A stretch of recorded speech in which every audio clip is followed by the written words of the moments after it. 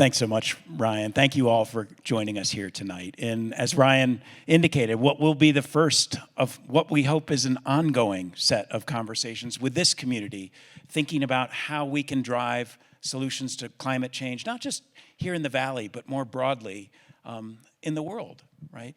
RMI, as an institution, we've been around 41 years, and we're rooted here in the Valley. We were founded by Amory Lovins, who some people call the Einstein of energy efficiency, right? You are among them, I can tell, which is amazing. He really has reimagined the world for us and our relationship with energy, and pointed to how energy efficiency and renewables can solve not just problems of climate change, but also of energy access, of affordability, of kind of how we grow sustainably within the constraints of the world that we have. And that is something that has become a global mission. And it's only taken really 40 years for the rest of the world to catch up with Amory's thinking. In the process, the Institute has grown a bit, and we're now about 700 people working in 60 countries around the world. But for us, all change is local when we think about tackling something as complex as climate change. And here in the Valley, we have Amory's passive house, his passive banana farm, if you all have seen that. And it really embodies just the imagination when you adapt integrative design and think about economics a little bit differently. You can actually design a house here in the mountains that, despite it being at 7,000 feet, can operate without a heating system or a cooling system, right? Through all sorts of innovative approaches. And we've taken that same type of approach to places like India, where I was 3 weeks ago, where we're helping to build a very similar passively designed development that isn't just for one family, but is for 1 million people right now. And that's a pilot project within India. So we think about how to scale these solutions. So tonight, we're going to talk about local solutions, and we have a fantastic panel. But before I get there, I do want to just recognize that it is Indigenous Peoples Day today, and do a land acknowledgement that we are standing on Ute land here, and that there was a sustainable approach, right, that existed here before us, and we need to find that here going forward. We need to find that as a community. And so tonight's conversation is very much going to be about community engagement and how different communities, both here and beyond, can all work together to build that sustainable future that we so desperately want and need. We have an amazing partner in ACES and Chris Lane, who will be joining us. We have 2 new board members for RMI. One, our local CEO of Holy Cross, who is setting the bar for the transformation of a utility co-op here in the United States. And we have a second environmental justice advocate in Catherine Coleman Flowers. And then we have one of the leaders from RMI's overall work here in the United States that will be introduced as well. But most importantly, I'm so glad that this conversation is going to be led by one of our local heroes in Elizabeth Stewart-Severy, whose voice, those of you who listen to NPR, you've probably heard her on a regular basis. She's also worked here to really ensure that journalism in the Valley is at a high level and participates in many different ways. She was also a teacher at Aspen High. And tonight, she's going to help us all learn a little bit about climate and the solutions and the way that we can participate alongside her fellow panelists. So without further ado, I want to invite Elizabeth to come out to the stage and welcome our panelists.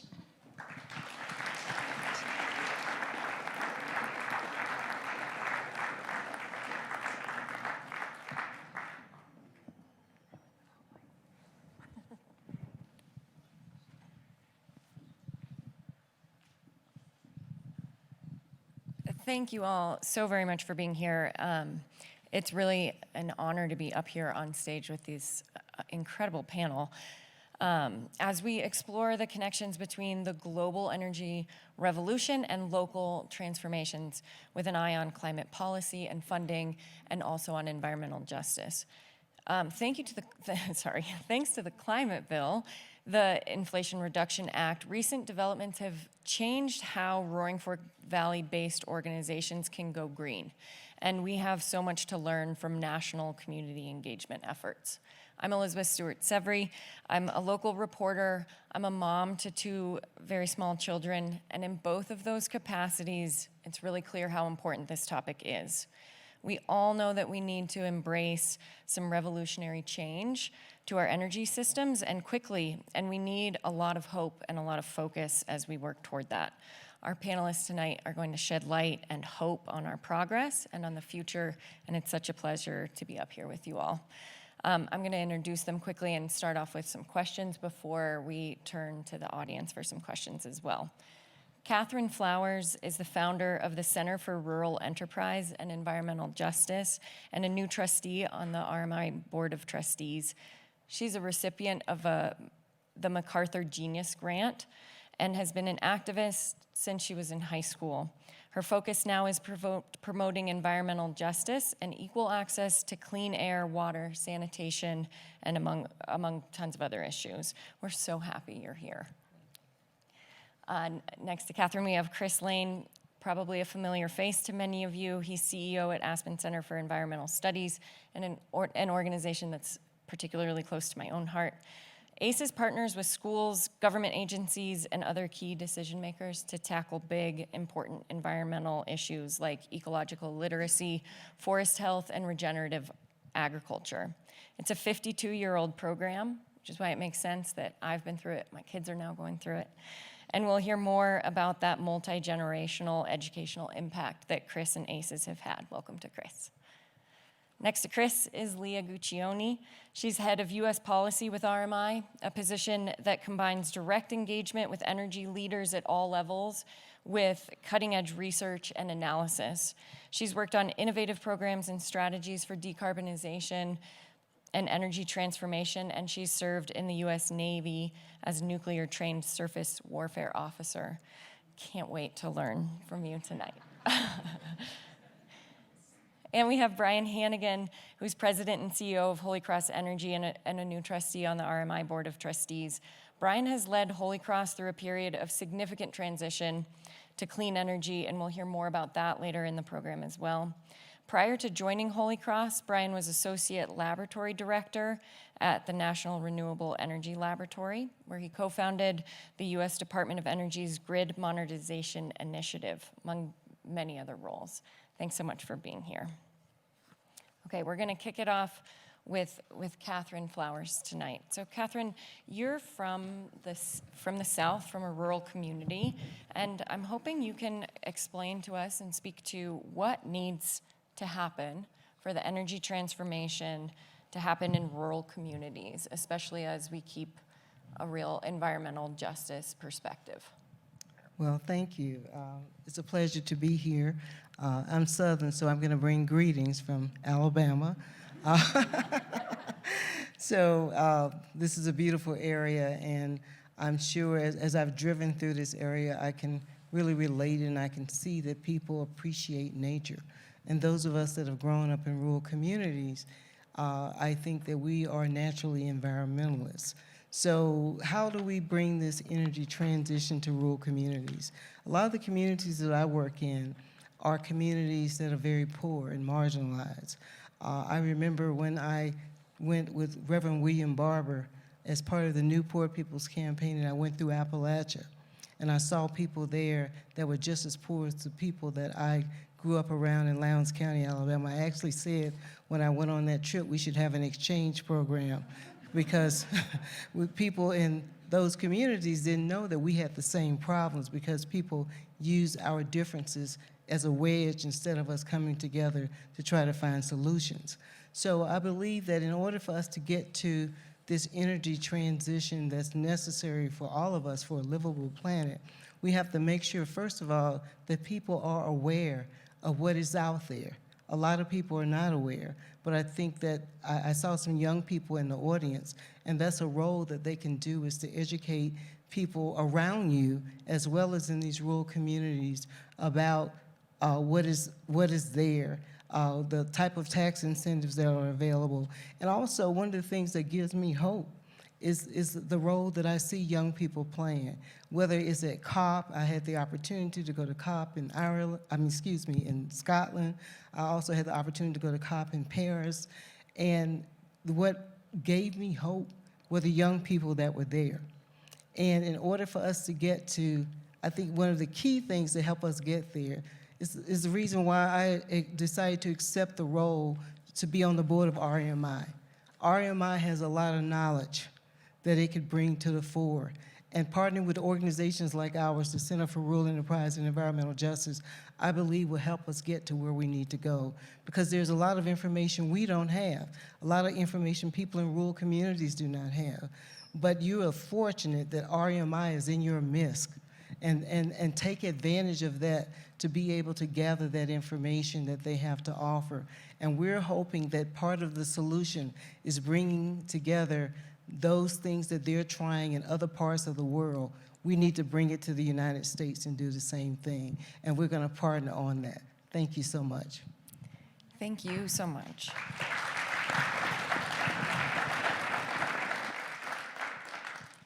There's a common element up here on the stage tonight that we have so many educators. Catherine is a former U.S. history teacher. Chris Lane with the Aspen Center for Environmental Studies, obviously deeply invested in education. And Chris, I'm wondering if you can speak to how education is part of ACE's strategy to raise awareness about climate and local environmental needs across multiple generations. What are some of the success stories that you've seen? Elizabeth, thank you. And first, Catherine. I had dinner with Catherine, and what an inspiration and what eye-opening you've done for me in just the last hour. So thank you so much. I want to start real quick because I see Bill Sterling, former mayor. I see his head out there. The lights are shining. I know Greg Postman's here. I see Alan Best. I see all this community. And I want to thank this community because one type of education that this valley does, and I think we do it really well, is modeling what's possible. And I'm thinking of City of Aspen, one of the first utilities to be 100% renewable. I'm thinking of the work with codes and core that Pickens County has done, community office of resource efficiency. I'm thinking of Holy Cross Electric, one of the most amazing utilities in the country. I'm thinking of Aspen Skiing Company, whether it's burning methane or using their corporate influence to influence policy. There's so much happening right here in RMI, the amazing work they've done for 40 some odd years right here in this valley. And as a tourist economy, your biggest leverage point is modeling that and getting that out to the world. And we've done a good job. So thank you guys for being here tonight. For ACES, what we've discovered is if you scratch beneath the surface of all these environmental challenges we've had, what we really found out is we've got an environmental science education problem. And people generally speaking, don't seem to understand the connection between nature and their own health and prosperity, and economic prosperity as well. So we try to bridge that as an organization. There's a problem though. We're getting our butts kicked. So internationally on science education. So the Program for International Student Assessment, almost 1 million 15-year-olds tested on science education, 80 countries, we're ranked 18th. And that's behind Singapore was #1, Japan, China, Vietnam. I could go down the list. It sounds like the Olympics, but not the one you'd want, because we wouldn't even medal in this Olympics. Here in our own state, they studied, looked at 8th graders and their science proficiency. 64% not proficient 8th graders here in Colorado. 55% of college-bound high school students in America do not pass the AP Environmental Science test, which my son took, and we had long talks about it to get him to pass that test. A lot of pressure on him. So we're not winning, and we're in a world where the jobs, 25% of all jobs are environmental jobs now, fastest growing sector. STEM jobs, 60%. You guys know this data. So what ACES is trying to do, and we do it in a variety of ways. We've got adult kids, we've got in the schools, we've got field programs. But adult programs, and you don't have to raise your hands, but I mean everything, this ranges. This is ecological literacy. Our theory is if you understand nature, you'll make a better, more informed decision in this much more complex world that we live in. So from some of these will sound interesting: forest bathing, sound bathing, learning about pollinators, learning about birds. Beaver walk. We took the Bill and Melinda Gates on a beaver walk, and they actually loved it. We've got elk walk. We've got, we've got classes for adults that go on, from flowers to everything about nature to phenology. And we believe that if you can understand how a mushroom affects a forest ecosystem, and if you can understand that a horsetail plant comes from the descendants come from the Carboniferous period, that where our fossil fuels came from, that you probably could make some good decisions on climate science. The other thing we do is in schools. We're teaching kids in schools, at 4 schools, full-time year-round. One little story there is fourth graders. One of our little curricula is we take fourth graders, we give them a hydro kit, we give them a solar kit, and we give them a wind kit. And they have to generate renewable electricity in the classroom using these kits and see who can generate the most renewable electricity. What I find interesting about that is I don't think I knew what renewable energy was till college, if I'm being honest. Embarrassed to admit that. These are fourth graders. It's a pretty interesting little program that gets the kids excited. The field programs. If you're a kid who doesn't shine in the classroom, you might shine in the field because it's hands-on, it's due, and the language barriers come down. Silviculture, la selva in Spanish, right? The Spanish science terms can overlap. So we're getting kids outdoors, connecting them to nature in ways that we think can make a change. And then our camps. I thought this was cool. We do kids camps, but who here has been to a biomimicry camp? So we do a biomimicry camp for kids, which is cool. You learn that burdock, I think the burdock plant that sticks, the little burrs stick to your thing, that's where the inspiration for Velcro came from. So the kids are learning that kind of thing.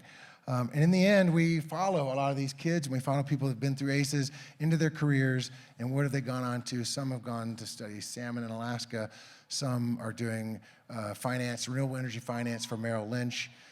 Some are, we have a superintendent at Mount Rushmore, came through ACEs.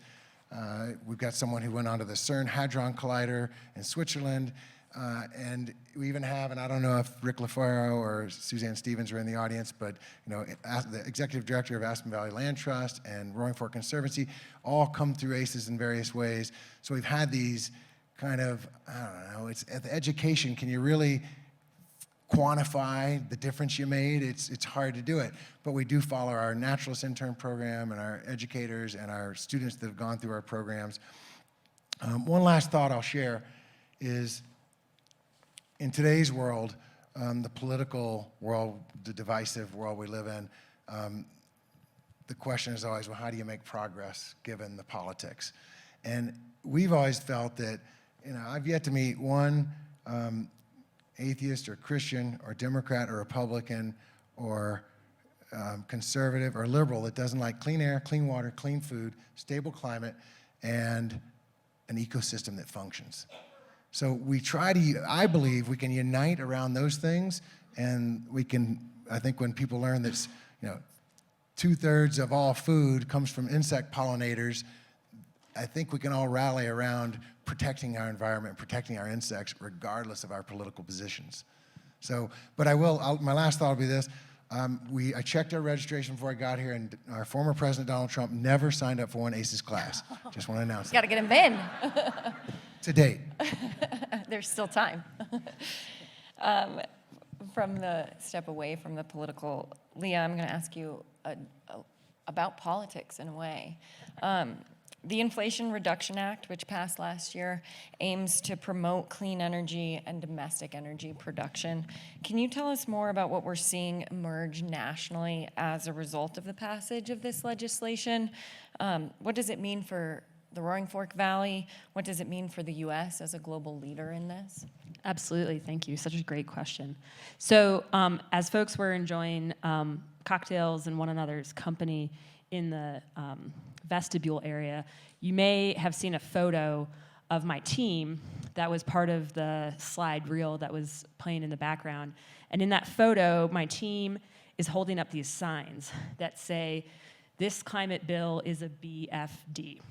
And what I want you to know is that the climate legislation that has been passed in the last 3 years is a big frickin' deal. And there are 4 things that I think are important for folks to know about. 1, it is big. In fact, it's enormous, all right? The second is that it's comprehensive. The third is that we are just getting started. And 4 is that we are already seeing the impacts and real progress in communities and in local economies. So let's talk about how big this is. At over $400 billion, based on the latest congressional budget and other industry estimates, this is the largest single investment any country anywhere in the world has made in the clean energy transition, all right? So it is unprecedented in its size, all right? It is huge. The second is that, let me say one more thing, is current estimates are that if we successfully reach the ambition of the legislation, which is what I like to call a carrot-oriented legislation, okay? So think about us eating all of our vegetables. The Inflation Reduction Act is a very, very big plate of carrots, and we need to eat our vegetables. If we eat all of those carrots, the impact will put the US at roughly 40 to 42% lower carbon emissions by 2030 relative to 2005 levels. All right, so almost, not quite all the way, but almost all the way to that 50% reduction that we need to see as an economy by 2030. So it's very big. The second is it's comprehensive, and it actually doesn't get enough credit for how comprehensive it is. So 1, it includes some very basic things, what I sometimes might call the no-brainers, all right? So there are incentives for electric vehicles. There are incentives for home efficiency improvements. There are incentives for new and more efficient and electric appliances.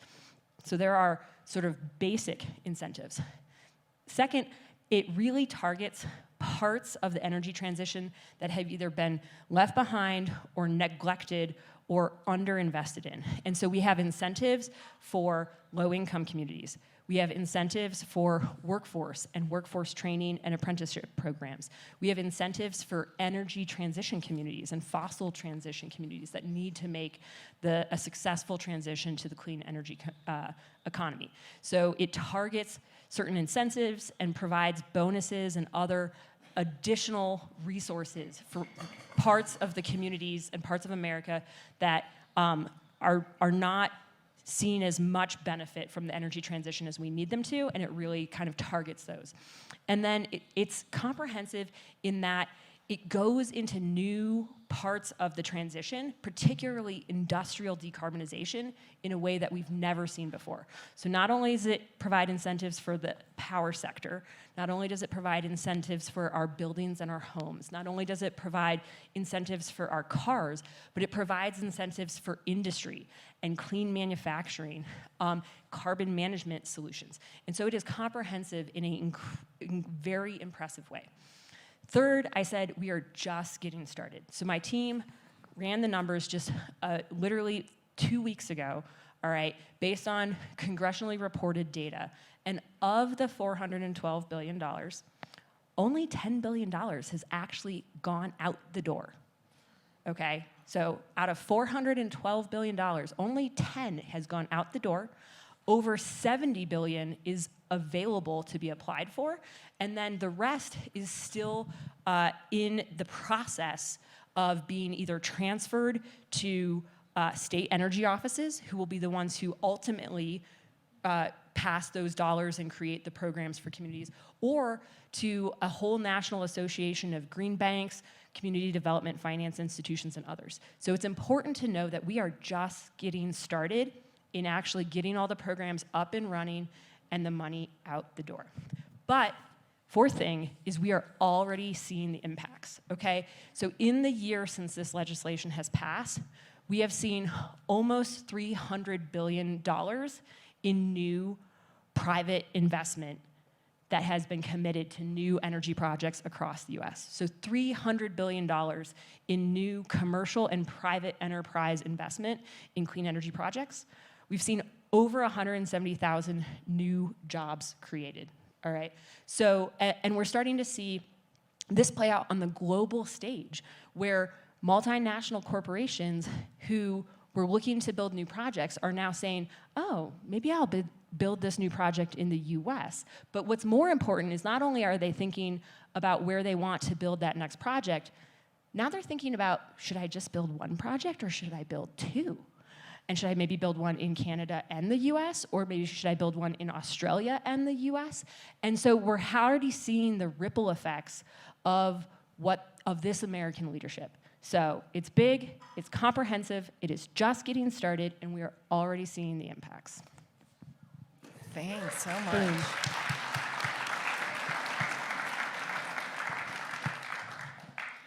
Okay, Brian, Holy Cross Energy has been ahead of the curve on many of these developments and ahead of many American utilities by implementing clean energy in the past decade. You'll be at 90% carbon-free energy by this January. I mean, that's 3 months, right? We're coming. We're coming. What lessons can other people replicate and scale up? And what's the secret? Well, thank you, Elizabeth, for that question. First, I want to say thanks to Ryan and the excellent team here at TACA for wonderful food, wonderful venue, wonderful event. How many of you are members of Holy Cross Energy? Raise your hands. Awesome. Love the hometown presence. How many of you were here at our annual meeting, and do you remember what the weather was? So thank you, Ryan, for much better weather. We appreciate that, and we look forward to seeing you again real soon. Chris, I want you to add me to the list of people that have come through ACES. I came through twice. First as a graduate student studying climate science at UC Irvine. I came for a week as part of one of your Earth System Science intensives back when we were still treating the air and the water and the land and the animals and the biota all differently. And ACES played a formative role in helping that conversation become more system-based. And then I came back a second time when I was at NREL for a 5-day workshop, gorgeous weather, some of the brightest minds in the energy space. And it really helped me figure out what I now call how to decarbonize an economy in 4 easy steps. The paper that was put together that week, and all of us contributed, and I think the videos are still available on the ACES website, really became a who's who of energy system science, as I call it, and a roadmap for how to decarbonize not just the electric sector, but the energy economy as a whole. And I think it offers a promising way forward for the kinds of things that we're all here trying to do. So about these 4 easy steps, the first one, and it's fitting in honor of Amory, is energy efficiency.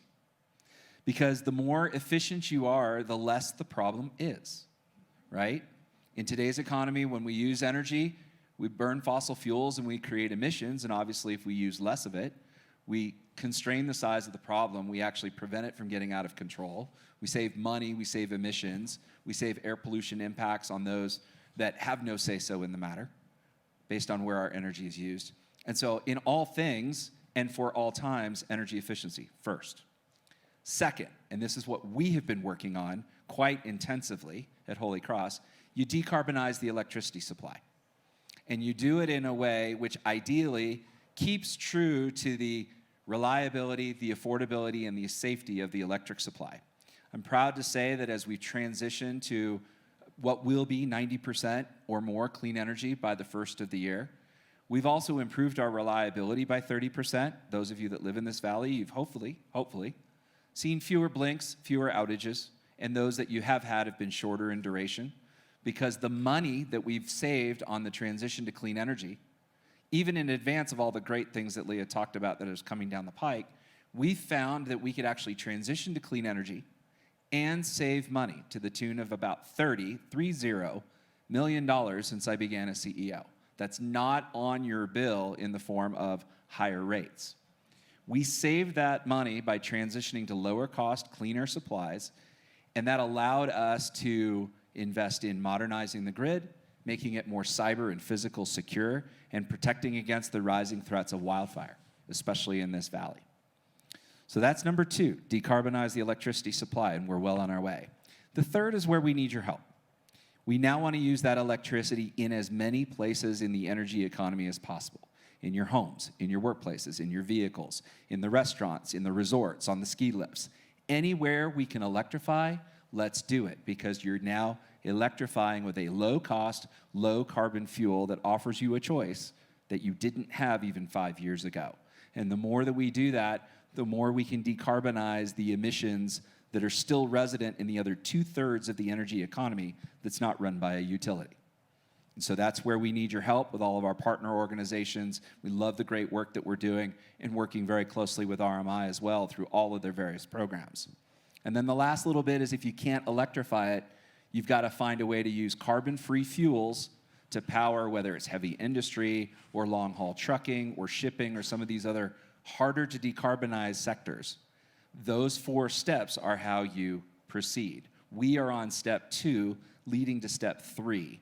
Now is not the time to falter, especially with all of the great things that Leah and the team have brought coming our way in terms of the financials now that make doing the rest of the climate action challenge much more tractable. The last thing I will say is that it is very important now to design with the intent in mind. We cannot make this about those that have the money get the climate action, those that don't. We have to design with equity, with justice, and with energy resilience in mind. That means deciding maybe it's worth paying something more to develop jobs in an area that's never had it, or to remedy some past injustice of a community that never got it. It also means maybe paying a little bit more to do something that is here, that is local, that we can rely upon when all else fails, when the sky is filled with smoke, and we need that little bit of energy to keep the communications working, the water clean, the waste being handled, to prevent everything from going sideways. These are the challenges that we have now, and I'm so delighted to be sitting on the Board of Trustees with Catherine. I look forward to learning from you and your experiences, and honoring the great work that we're all going to have to do together as we truly advance towards a sustainable energy future. So thank you all for being here tonight. Those of you with your hands up, thank you for being Holy Cross members. The rest of you with your hands down, we're coming for you soon. We just got to figure out how to do it.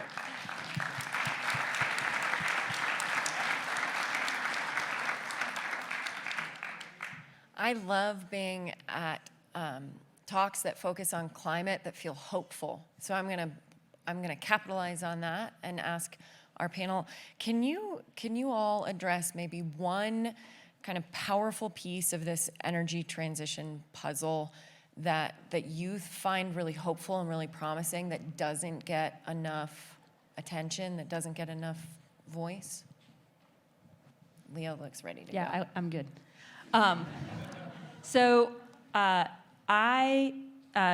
Less than 2 weeks ago, I was in Detroit for a workshop that our team organized with economic development leaders from across the Great Lakes. And so we had the heads of the state economic development corporations from Michigan, from Illinois, from Pennsylvania, Wisconsin, Ohio. And you made a comment about some of the politics. This was one of the most politically diverse, perhaps, RMI events ever. And what gave me so much hope in that meeting is, one, nobody wanted to talk about politics because they wanted to talk about business and the opportunity that they have in their region to attract new businesses, new jobs, and new investment from the clean energy transition to the Great Lakes region. And that just gives me so much hope that there are people who see those kinds of benefits in what's happening, and want to work together and want to collaborate in ways that are bipartisan, that see past political affiliations and state competitive dynamics. So that's something that when we think about the benefits and we orient around those, I'm seeing a lot of people who are just so motivated and are forming new alliances and ready for new partnerships because that's so inspiring to them. Thanks. Catherine? Well, I think that what gives me hope is the fact that I'm sitting on this stage tonight. Clearly I'm not from this area. I'm from the South. And the fact that I can come here as a RMI board member, I think that 10, 15 years ago, that wouldn't have been possible. But I think we all have one thing in common, that is that we want a livable planet. And for me, what makes me hopeful personally is the fact that I am the grandparent of a 5-month-old. And I want to make sure that my granddaughter has a livable future. And the only way that's going to happen, I'm going to have to come to communities like this. I'm going to have to partner with organizations like RMI. And we're going to have to lock arms to make sure that this planet will be around to support life for 7 generations to come. So,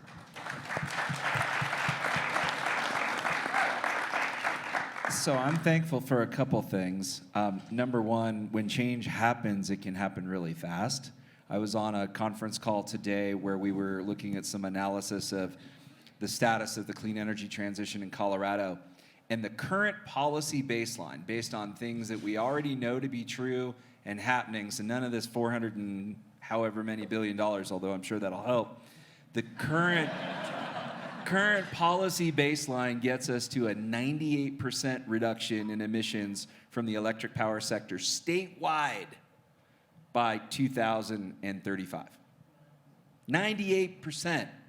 And we were arguing over the last 2%. So that was a fun conversation. But I reflect on when I first came to Colorado in 2013 to start my work at NREL, and there was no way, no how. We were the outcasts. We were the black sheep of the National Laboratory family. And now it's mainstream. Now it's completely mainstream. And what I'm amazed is that every time we set a goal as a society, we do it twice as fast for half the cost. So let's scale up our ambition and let's shoot for everything, because we don't know how much we can do until we try.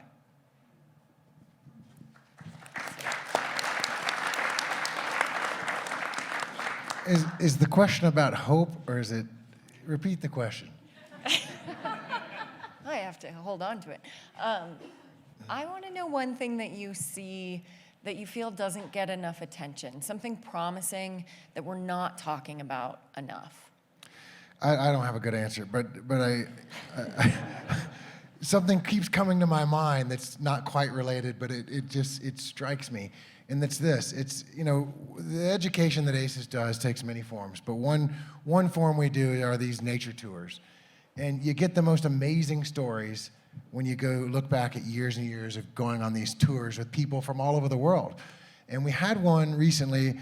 There was some granddaughter of some Saudi Arabian prince, and she got on the tour and she turned to our naturalist and said, "I've never stepped off concrete in my life." And we were giving her the coolest tour, because I think it was the elk tour that you only get behind North Star Nature Preserve, and we have permission to do that and nobody else does. So she's seeing moose, she's seeing elk, she's going from never stepping on concrete.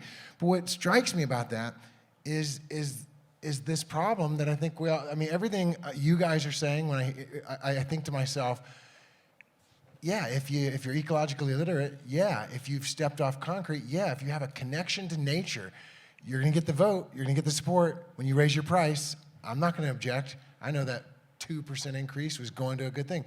But we've got to get people connected to nature, and that's going to that's going to snowball and trickle to everything else. That's kind of my thought. Thanks. Okay, now we have some time for audience questions. I can't see super well, but we have 2 very capable people in the audience with microphones. Please raise your hand, they'll come to you. I just am going to ask that you remember to keep your questions concise, and also keep your questions as questions, please. Hi, everyone. Thank you all for talking. This has been super inspirational. My name's Nicole, and I have a question related to how local organizations can take advantage of some of the things you all are talking about. Leah, you mentioned a slew of incentives available through the Inflation Reduction Act, and Brian, you mentioned how Holy Cross has been making this transition to clean energy even before the Inflation Reduction Act financing has become available. What is the best way for organizations and maybe even residents that are represented here tonight to find out which of those incentives or financing opportunities are available to them? So I encourage you, so you all can't see it from where you're sitting. I have a little pin on that says America is all in. And that is a coalition of businesses, faith institutions, academic institutions, corporations that are committed to doing what they need to do as organizations to ensure that the United States meets the objectives of the Paris Climate Accords, which is to limit global warming to well below 2 degrees Celsius. And if you look up on the internet, America's All In, there's a whole set of resources. And there's one that we actually just launched, not lost, my apologies.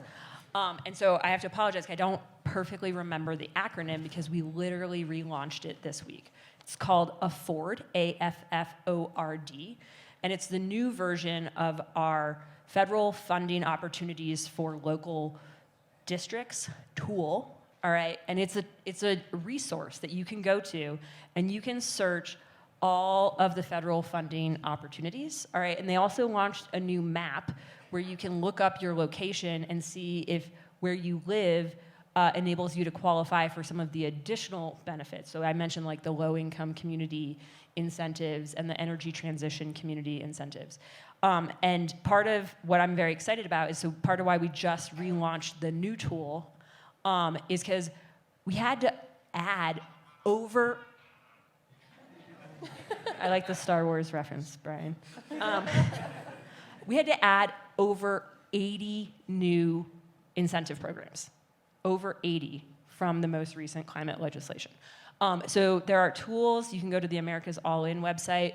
The RMI website also has a whole bunch of other resources that help you navigate these. The things I think is important to acknowledge is that I mentioned that we're just getting started.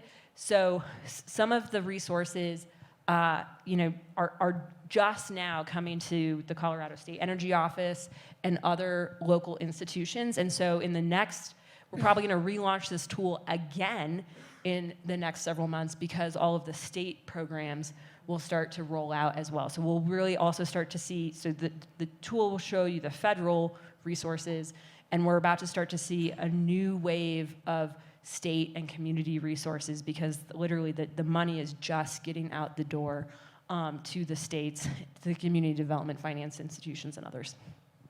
Yeah, I'd add, check in with your local community organizations. If you're here in the Roaring Fork Valley, it's CORE, Community Office for Resource Efficiency. If you're over in the Eagle Vale Valley, it's the Eagle County Climate Action Collaborative through Walking Mountain Science Center, which is another great partner of ours. If it's in Garfield, it's Clean Energy Economy for the Region CLEAR, or Garfield Clean Energy. They're going to have a line on how to implement a lot of these funds that are coming through the state Colorado Energy Office. You can also check with us because a lot of the rebates and other incentives that are coming will augment some of the things that we already offer, and we're already working to try to stack those to help accelerate investments. I will say, however, rebates are only one part of the challenge. Rebates are good if you have the money to lay it out in the first place for the equipment.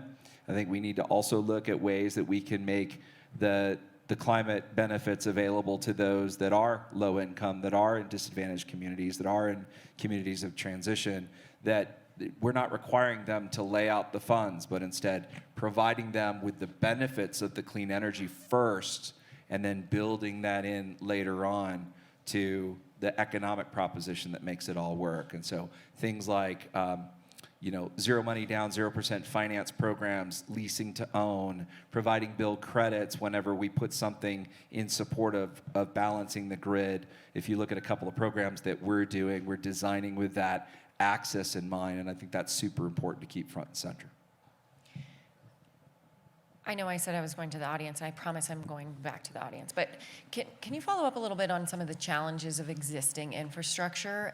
I mean, it sort of relates in a way to rebates, but when we have structures in place that aren't really working the way we want them to, what kind of developments do you see in the way of overcoming some of the infrastructure challenges?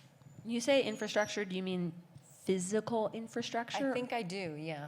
So, okay, not just like social, societal infrastructure. Yes, both. I mean, both of those things. But in particular, I think I was thinking about the physical space that we have. And Catherine, maybe you want to jump in. Yeah, I'll start here. The communities that I work in, a lot of people in mobile homes. And I asked a question the other day. We just did, our organization co-sponsored a conference with the Aspen Institute in Huntsville, Alabama last week. And one of the questions I asked is, did we put a solar panel on a mobile home?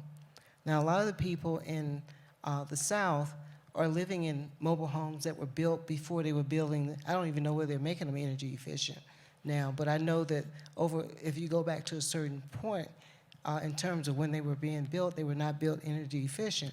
And in our area, we have a high death rate from tornadoes because they're not resilient either. So the question is, and this is one of the things I hope to answer with my partnership and collaboration with RMI, the question is, how do we make sure that those communities are also part of this energy transition, and we also make sure that they have access to resilient housing, and that we're not putting solar panels on a structure that in our neck of the woods, when the weather changes, we're more prone to having really bad tornadoes. Actually, where I live, a selling point for a house is having a tornado shelter. So you have to, I think that those are the kinds of things that we have to deal with, but I do believe that there are organizations like RMI and others that are looking at these issues and trying to figure it out. And the only way we're going to find this out is by partnering and also having community engagement. I have to say that one of the things that our organization is known for is helping people to understand how to talk to folk in the community. I believe that a lot of the division that we have in our country right now, because people are not listening to folk in community. They make decisions and then try to get them to follow along instead of having them involved from the planning to the implementation. And I think one way in which I'm sure there are people around, and I've seen it just driving here, when I took the road from Denver, from the airport in Denver, driving to this area for the Aspen Ideas this summer, is that I saw poor communities, and I saw that they were living in homes that I know are not energy efficient. But I think that what you have here is the opportunity to model things that we can use and take it to Alabama and say, you need to look and see what they're doing over there, because they think it can't be done. But I see that you have the skills to do it here, you have the will to do it here, and please keep piloting that for the rest of us so we can keep showing them that it's possible.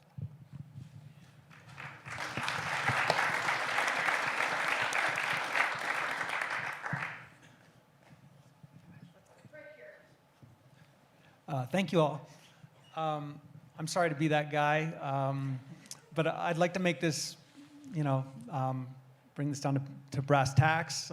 We're in a room full of influential people, and it's exciting to hear that the Inflation Reduction Act, $400 billion, and we all prefer incentives over, carrots over sticks. But we still, in 2023 and after the summer we had with the weather, we still don't hear about rules and the sticks and, wealthy, privileged communities potentially giving anything up. And, we see two county commissioners here in the room. Should Aspen, I read today that 80% of the flights in and out of Sardi Field are private jets. Should we be expanding, the airport, the Aspen Airport, in 2023? And we hear about the newer planes will be more efficient by 2%, 5%. Is that the wrong question to ask, whether we should be expanding the airport? So I have had the privilege of sitting on something called the Pitkin County Growth Advisory Committee over the last 18 months. And I assure you that there's a very representative cross-section of citizens who've been debating and discussing these issues in excruciating detail. There are a number of options for decarbonization in our portfolio that don't necessarily involve sacrificing our quality of life. And I think if you play into the fiction that to address climate action is to somehow end up being more poor or worse off, then we are just never going to get there. And so Elizabeth said, why is this always about hope? Because I choose to be hopeful. And I choose to see the opportunity for electric aircraft that can take off vertically with a lot less runway, and that some of that space around the Aspen airport could someday be used for solar panels to generate the electricity that saves our bacon when the grid goes down for whatever reason. And by the way, I'm not going to tell you we're 100% perfect, because we're not. There are these things called wildfires that a few years ago, some of you may recall, we were one burning pole away from losing the entire electricity service in this valley for days. Bad situation. Since then, we actually partnered with RMI, before I joined the trustees, to think about a resilient design that starts and ends with the airport and the area around it, so that we can keep the water being clean, the waste being processed, the telecom, and yes, the airport open. So I think if we reframe the question not about who should give up what, or who should give what to whom and where, but we start thinking about how we create it less climate intensive, more equitable, more just, and we start thinking from solutions, then I think we expand the space big enough that we can actually start solving some stuff.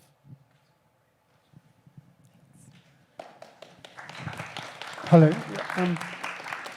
My name is Nicholas, and I'm just want to look at just the politics of things at the moment. I'm English, as you can probably tell, and in England we had a fantastic thing in London where there was a clean air policy. It was being rolled out, old cars are being stopped from going to various areas, and there was a by-election. And one of the parties discovered that if they attacked the clean air policy and said that we support the car, we want cars to be, much better supported, they won the election. And as a result of this, the English government, the British government, is now rolling back on climate priorities, appealing to the populism of we support the car. And I just wonder how much of a danger is this short-termism and populism where people say, hey, you don't have to do this. They can work it out later. You need to have your money in your car right now. And it seems there's a danger in Europe anyway that that's the direction politically it might go.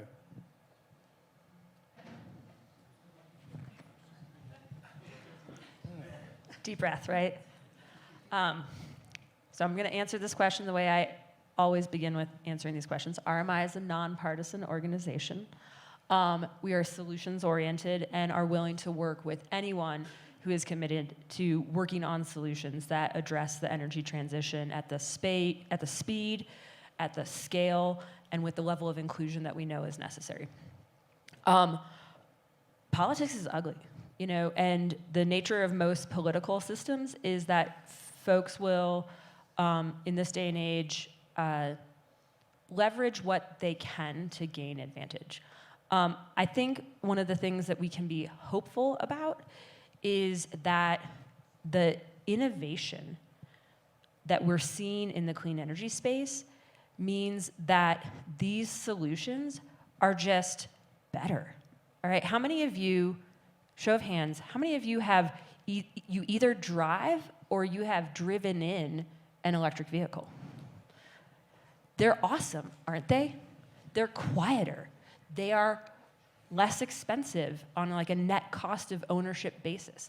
All right, so when we leverage our capabilities, all right, to make things that are just better, no amount of sort of political theater is going to suppress consumer demand for things that make their lives better, safer, and more affordable. And so I do think we're going to continue to see folks try to leverage the energy transition because it is becoming so vast, it is touching so many parts of our life. But that's where, if we stay committed to having great solutions that are inclusive and accessible. In particular, if we make sure that those solutions are reaching the folks who have been overlooked and not reaped all of, have been some of the last to receive the benefits of modern technology, I think we will persevere through it. Okay, I think we have time for one more question from the audience. Thank you. Hi, I'm Francie Jacober. I am one of the maligned county commissioners. Brian, before I was a county commissioner, I was a teacher of middle school for 22 years. And for 20 of those years, I took kids to NREL every year. So, but I have a question for you, Brian, and that is, it's sort of the dark side of this transition to electricity, and it's lithium mining. So, we're doing a microgrid project in Pitkin County. We're going to have a lot of lithium-ion batteries. I've been concerned about that from the beginning, and I would love it if you would speak to lithium mining.